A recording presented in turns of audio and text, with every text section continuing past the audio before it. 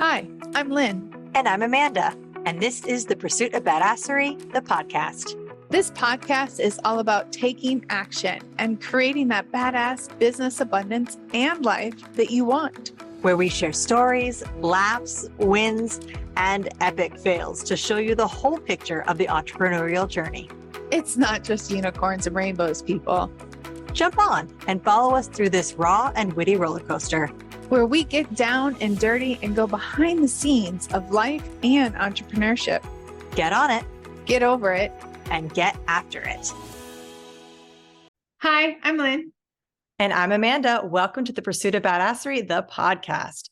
Today, we are talking about something that we have literally been talking about probably for the last 20 years.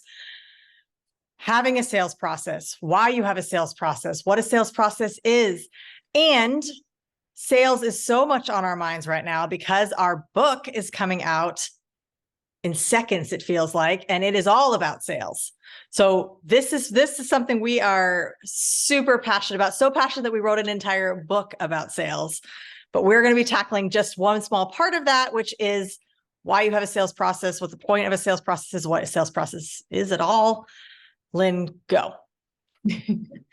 And go. Yes, sales processes are super important. So, I mean, first, let's be clear that there's a difference between marketing, advertising, and sales, right? So marketing is the putting things out there. Advertisement is more of like the call to actions to like bring people in. Generically, you can give a different definition. And the sales process is like literally, from the time that, in my opinion, a sales process is from the time of contact until you push them through that either they're going to buy or they're not going to buy. And usually, in my opinion, a true sales process, depending on the classification in which you work, right? So realtor sales processes are going to be a lot longer than we'll say like typically than a coach or consultant or somebody else. But we have a sales process from the point of contact that they are in awareness that they're having a sales, even a subconscious awareness that they're having a sales kind of conversation with you until it's the yes or no. That would be until the money is collected. Overview. What? Yeah, until the money's collected. Or they go into your nurturing, because in my opinion, that's why I say that it's a short window, because a lot of times we keep people in the sales process, but they're not. They're more in the nurturing. They're more in like the second tier or the third tier, if you would, sales process, if you feel like you need to keep it in the sales process. And guess what? Everybody's definitions are going to differ of what the sales process means. This is just my definition. The reason why I bento box it this way, and a lot of people follow this rule as well, is that when we think of anybody that's in our social media feed is in our sales process, and anyone that we spoke with 5 years ago about buying our product is still in our sales process, that means we're trying to close like 500 people or how many ever people are in that. And you're not doing the same for each of them. No, some you're nurturing to get further into the sales process or into your process, the actual sales process. And then some you're nurturing after to stay in awareness, to stay possibly because they have some kind of grasp of who you are. So the beginning part is they're learning who you are. They're getting a feel of who you are. You're building that credibility with them and the like, no trust kind of situation. But the sales process is like, when you start to have the conversation to when either they purchase and or they go into like nurturing mode. Because even if it's a no, it can be in a nurturing mode. It doesn't mean that you put them into your CRM because they tell you no, get their permission. However, you may give them a call, or especially if they're higher level and they're like, I want that person, which I've been there. I've had that big fish where they've told me no, and I asked permission. You know what? I know it's a no now. Can I follow up with you in 6 months or in a year or whatever that whatever that might be. I used to do that all the time when I was in selling pagers and Motorola pagers, the flip pagers. Wow. Yeah, that was a while ago. Good times. Good times. Good times. And I think this is also what a lot of people will call like funnels, because now there's like a whole system of funnels. But for me, what I considered before funnels became a thing, before that was like a new whole system of its own, I used to put people into these little funnels, sales funnels, where it would be like, okay, this person didn't buy from me, but now I'm going to put them into this sales track where I follow up with them in 3 months, 6 months. So what a funnel is now for me, back in the day when I was starting sales, people don't necessarily fall, like you were saying, people don't necessarily fall into the same system. Like they don't take my call and immediately give me money. Sometimes they take my call, they're slightly interested. I follow back up with them. I put them in this route. Maybe if I find out that in learning more about their problem, the first product I was talking to them about isn't really the fit for them, but maybe the second product is. So I put them into a transition to a sales process that has to deal with that secondary product. So a lot of it's that building that trust, but in the rapport, understanding and learning the client or the prospective client's actual needs, and actually finding out that if your product even solves the problem that they're trying to solve is part of that process as well. Like it's all the things all together. But the point for me anyways, there has to be a process. Even if your sales process is something as simple as I call this number and they say yes or no, and then I call the next number. That's still, it's a terrible process, but it's still a process. But you have to own up to what your process is, because there really should be, it shouldn't just be, in my opinion, it shouldn't just be, I'm going to, like, if I build it, they will come. If I make my business and I've set the intention, and I know we differ on our attention rules, but I just feel like there must be action, there must be a process, there must be something you can repeat and then teach to somebody else, and then delegate that sales to your sales team, because particularly as a solopreneur, it can't always be you forever. And you want to make your sales process repeatable so you can replicate, hand off to somebody else and get repeated results from. And that's what makes an effective sales process. Otherwise, you're just sort of throwing leaves up in the air and hoping they, land on the tree. Like it's yeah, it doesn't work that way. And let me clarify something, because you do say that about the intention. I do. You know that I am an action person, and also the only we different is we both believe in the action and putting pedal to the metal to the pedal. Yes. Whatever that is. Pedal to the metal. Yeah. And I actually believe in setting intentions, and I believe in also the spiritual, like manifestation doesn't need to be spiritual either. It's just like, that is a part of my practice as well. However, I put forth the action. So let's get started. Yes. And no, I know. Obviously, but I think that's what a lot of people, I think that's the negative I have with the whole intention is so many people think absolutely just because I love my business and just because I know this product is going to solve everything, that people should just trust me and do what I say and come to me naturally. I'm a magnet. Yeah. Yes. Yeah. You can be a magnet and put forth some damn action, people. I pulled up some notes on a presentation I did, and I think that you actually brought up a good point. So there are some different terminologies in here. And again, this is Amanda and I's like take on it. And we have reasons behind that. And the reason is when we put everything into one box, then we have to sift through one big box. But when things are bento box, then we can look at the bento boxes and be more specific. And one of my most favorite analogies of that is like, my ex-husband was a great troubleshooter. Remember, we did alarms, right? So we had an alarm business. And when our fire systems, which are daisy chained together, didn't work, he taught me a way to like get through the troubleshooting process quickly. So we knew that this was on one line. So we would only examine that one line, the one wire with the 15 pull stations on it versus starting in some other random area. Okay. So there's a reason for it. Sales pipeline and sales funnels, again, they're not the same. And if you look at it, Google it, most will say the same. So a sales pipeline, if you think of the pipeline as more of almost like the marketing and advert, in my opinion. So it's the lead generation, the qualifying, the nurturing prior to it. The sales funnel is the big funnel, which I believe the sales process is within the sales funnel. So the sales funnel is like the decision making and like the process once they're in the idea of purchasing, even if they haven't been verbal about it, right? So to me, that's kind of the process, and more to me, the sales funnel or process would be down at the end of the funnel versus well, I guess if you're looking at the pipeline would be really big coming in, and then you narrow it down into the sales process. So to me, that's kind of the differentiating between them, in my opinion. So what should we have in a sales press? Or actually, we talked about press. We're having a sales press now. We talked about why we should have a sales process. Amanda said it, and I 100% agree. You can duplicate it. It's something that you can go back to.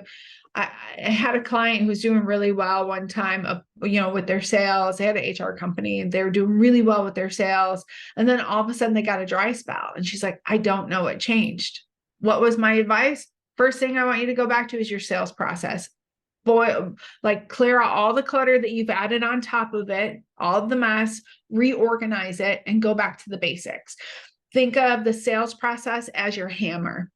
Like that hammer's never going to go away. Even if you learn how to use a bulldozer, that hammer never goes away. You're always going to use that hammer. And so really going back to the basics, it gives you repeatable, projectable results. It gives you the ability to maneuver and make the tweaks and changes until you get that right for that particular product or service. You may need to tweak it based on price points, based on demographics, or just everything. Correct. Absolutely. So parts of a sales process, do you want to go through what you like? You want me to go through what I like?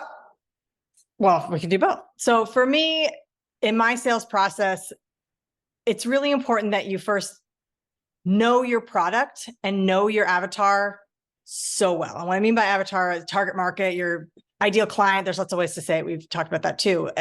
It's so important that you know those two things, because you really can't begin the process if you don't know your product or service, whatever it is you're trying to sell, and you don't know who you're trying to sell to. So for me, it's always super concentrated, narrowing down like what problem am I solving? What is my product? What is my service? And I say, it seems like obvious, like, well, yeah, duh, I know what my product or service is. But when you're trying to teach somebody else to take over your sales process, again, when you bring on a sales manager, bring somebody else on, it's important that you instill in them what it is that your product or service does, who you're reaching out to, who your avatar is that you're trying to connect with and to ultimately sell to. And for me, because I think about the negatives, I always think about what are my common objectives, or objections. So if I'm selling, underwater basket weaving equipment, the common objection may be like, well, I don't want to get wet. So, okay, how do I deal with that objection of I don't want to be wet when it's underwater activity? There's finding those common things that you're going to be objections and how you're going to address those from the start. So I always start with what I think will be my objectives so that I can address them in the process before they even get mentioned. So that if they don't even think to even ask that question or come up with that objection, because I've already gotten rid of it before we start. It's almost like a lawyer going through their closing argument. So I always think of my most negative things, or the things that might be objections first, as a negative seeking person, I suppose you might call me. That's what I think of. So in my process, I think about what my product and service is, who my ideal avatar is, and what are my top objections that I'm going to get from that. And then when I'm building my process, I talk about, okay, what's my contact? What's my reach point? Am I calling this person? Is it a cold sale call? Are they coming into me? Am I doing marketing and advertising? What's that? And then breaking down within how I intend to get that contact. What am I going to say based on that? So if I'm getting something directly from an ad, it might be a different sales process than if I am having somebody walk in off the street into a brick and mortar. That might be a completely different sales process based on what they saw or what brought them in. And so knowing your product, knowing your service. super important, because you'll be able to identify the problem that you are solving, because people don't look for your product or service unless they're looking for it to solve something. And it doesn't necessarily, it doesn't have to be like you're not trying to cure cancer necessarily, unless you are, which I hope you do.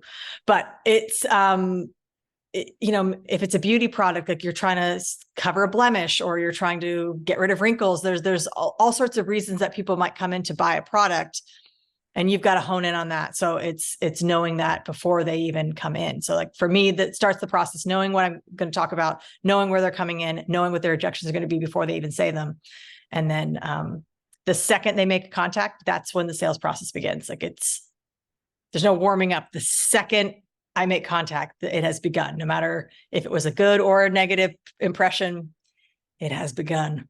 That's it has begun. A tough lesson to learn. Yeah, a couple of things. And it's interesting listening to you speak, because there's a lot of reflection. I mean, because we're so close and we talk, guys, we talk about this kind of stuff all the time. And it excites us. Actually, I had somebody yesterday say, you just love what you do. Like, you love what you do. Yeah, absolutely, I do. And one thing I noticed, and this is one thing that I would definitely watch, guys, because you said how they're coming to me. So to me, and we didn't even get into that, and that will be another podcast, is that's a very, very reactive sales process, or sales strategy, in my opinion, because process is slightly different, but that's a very different, that's a reactive sales strategy. At the end, you did correct it and say the way I approach them or something, but be aware of that. I don't know if any of you caught that. So the second thing is your sales process doesn't necessarily have to change depending on the source in which it comes in, but your sales script or communication, like the way you say it, but the process might stay the same. So just be aware of that, because that's something that you also mentioned, that it may change. And I just want people to think that, or not think that you have to create a whole new sales process based. Typically, a sales process, in my opinion, again, this might be controversial to some, and I agree with like objection-based selling, which is a chapter in our book, like having the objection written into and solving that objection before it comes up. Like, and that's all about painting the picture and all that good stuff. And that can be in your marketing, that can be in your advertising, that can be in the nurturing side, so the pipeline side, all of that good stuff. Okay. So I'll break it down into, again, bento boxes. It just makes more sense for me. So in a traditional sales process, I'm actually looking at my little diagram as well, because I love it and I reuse it. And by the way, I've used this no matter if I'm just selling a one-on-one coaching or a franchise. I mean, those are probably the two things that I've sold the most of lately in my last like 10 years of, or had the conversations, I should say, sold the most of, not franchises, but having clients, I should say. But we use it for a $50,000, $100,000 franchise sales process and a regular client process. So these are the parts that I always believe are kind of essential. Knowing what your sources are, which you spoke about. Are they coming in off the street? Am I being proactive? Is this from LinkedIn? Is this from Yelp? Is this from Facebook ads? Is this a reactive, active, or proactive approach with the clients? But that's the source, and that's more of like bringing them into your sales process, but it is important to know the source. So then that source funnels into contact one. So the parts of a sales process would be the source, the contacts. So contact one, contact two, contact three. This could be in my opinion, the contacts are more either a virtual, a phone call, some kind of, except for maybe the initial kind of contact, to get them agree to meet, right? So the contacts, actions in between, agreements and actions in between each of the contacts or in between each of the steps. And then your nurturing side. So that would be the CRM, the other parts of that, and then your sales, right? So to me, and I'm really breaking it down to the bare generic, and I'll give you an example, is my source. They'll come in through, for example, when we're selling franchises, we were proactively reaching out to them, finding the right contacts, and our VAs would ask, okay, do you want a meeting with Lynn? Okay. The meeting with Lynn was set. So that's contact one. In my opinion, contact one was I get on a call with them. I had my script, which by the way, we'll do another podcast on sales scripts because they are very important. So I had my basic scripts. What I said was very different than what my CEO said. That was very different than what my CDO said. And at the same time, they were all the same because it fit our personalities, it fit our flow, right? And so contact one, at the end, we'll talk about this in the scripts, about the actual scripting of it. But after contact one, they are agreeing upon the next step. And if that is an appointment, that appointment is set before we get off. I think that's really important in the sales process. The next step is agreed upon and set in a calendar if possible. So contact one, there's an action. So if that action is I'm sending them data, I'm sending them a follow-up email, I'm making a connection that I promised to make, but there's some kind of action between contact one, contact two. They are reviewing something, they're doing so whatever that is agreed upon. Contact two would be then hopefully I'm either closing the sale or not, depending on the amount of money that your ticket is. Typically depends on how many contacts you're going to have. So I just did this training the end of 2022. It's one of my favorite trainings, one of my most requested content that I am a content contributor around sales process, sales conversations. And I had some healers in there. So a massage therapist or a Reiki person, their first contact might be at a networking event and they say, yeah, I want an appointment. Okay, great. So that was contact one and the source. So sometimes they can kind of morph into one.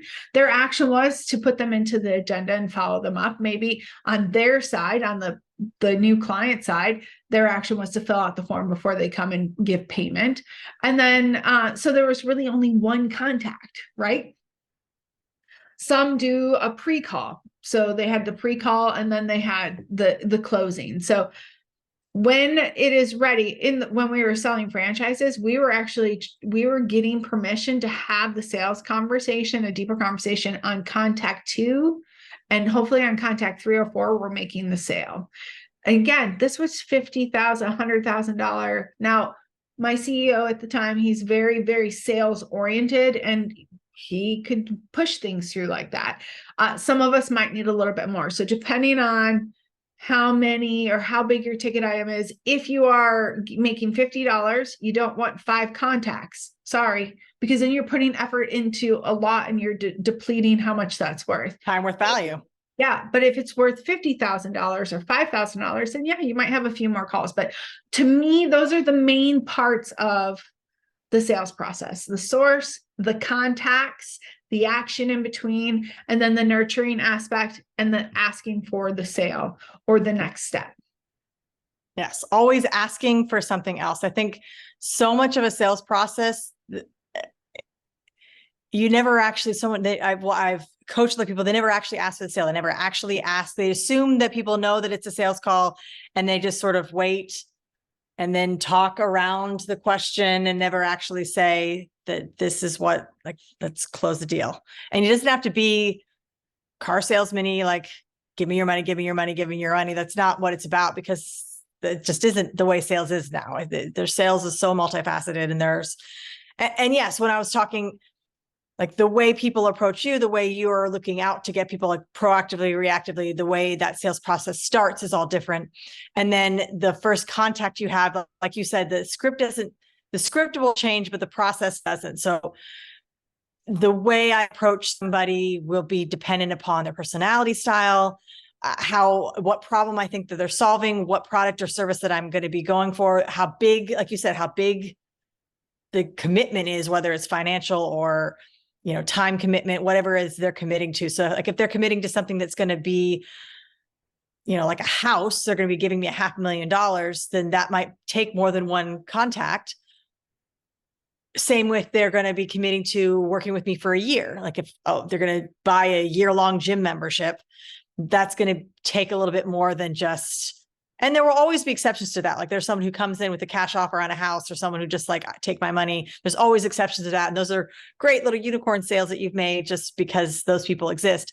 However, and it's the reason a sales process exists is to deal with the other 99% of the population that you are trying to help and share your solutions with. And it does come down to, again, like that's a very, very bento box, perfect way to say it. If that initial contact, the agreement you make, an action step you make till going into the next contact point, and then having almost like a goal in mind for each contact point. Like this is the goal of this meeting is not necessarily to sell. It's more of an informational, to learn the person and what they actually need. Build trust. And that's, yes, build trust. So there is more to a sales process than just getting the final signature on the dotted line. There's more to it than just that.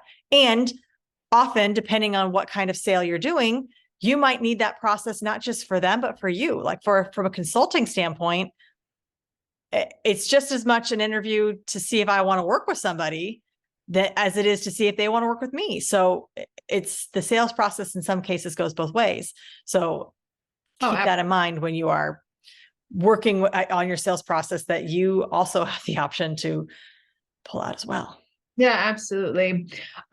Let's just do a couple of high level recaps, and then we already need to close it up. And this is a great example.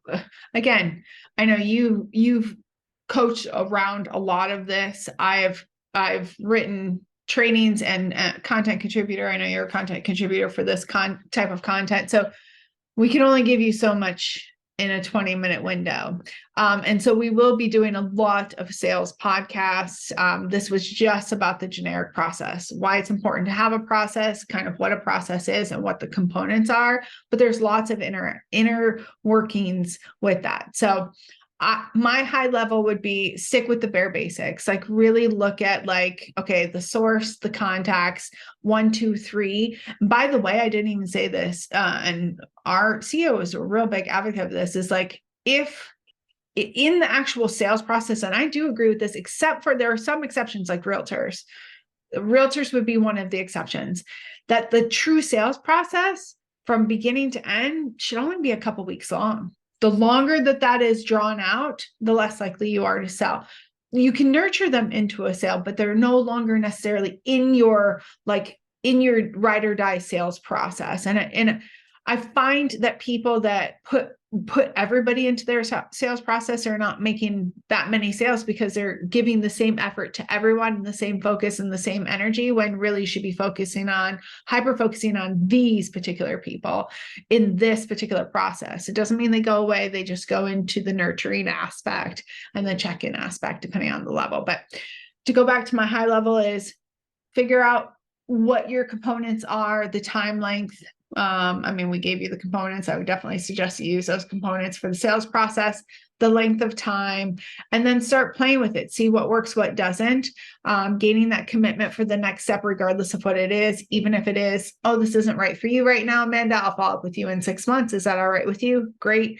And it is putting it into your own tonality, and then also asking the question. That's a part of the sales process / script. So to me, that's like kind of high level points that we talked about today. Yes, definitely. If it's not broke, if it ain't broke, don't fix it. So going back to the keep it simple, if it's working, it's working. Don't try to second guess it. And the only thing, we didn't actually talk about this, but we sort of did just now, is it has to be true to you. So I don't care how great the sales process is. If it doesn't feel right to you, it's never going to work for you. So and it's why some of those, like you get those specific salesy scripts, you're like, oh my God, I can never read this. It doesn't sound anything like me. Well, good. If it doesn't sound anything like you, and you would never say that to a real person, then you know now that script's not right for you. And there's ways to change it and tweak it. And you talked about how your old CEO and CDO used to say the exact same thing, but in a different way. And that's what you want to do. Find a process that works for you, not a process that works for everybody and for everything. There's got to be some personalization there. Absolutely. And yes, and I would say the personalization tends to be more in the scripts, not in the process, especially Correct. If you have the same product or service, right? So we typically had the same process, contact 1, action, contact 2, action, then contact 3 and 4 were either they're gonna make the buy it or not, right? So, but our scripts and our feeling of it was very different. So just keep that in mind. The process will probably be very similar. However, the script and the feel of it will change. And we will do a podcast definitely on scripting and because it's super important. It's super important, and not for you to sound like a robot, because that's not what it's about. It's to give you support and basics and something that you can go back to and analyze. So, all right. I know this was a little bit longer than usual. You can tell we're passionate about this. Well, we wrote a whole book on it, so we could talk about this literally for a whole book. So if we can talk about it for a whole book, I'm sure we could talk about it for 30 minutes on a podcast. And more, because I'm sure that there's going to be a sales part 2, because there are lots of topics we did not discuss in that book. So I know.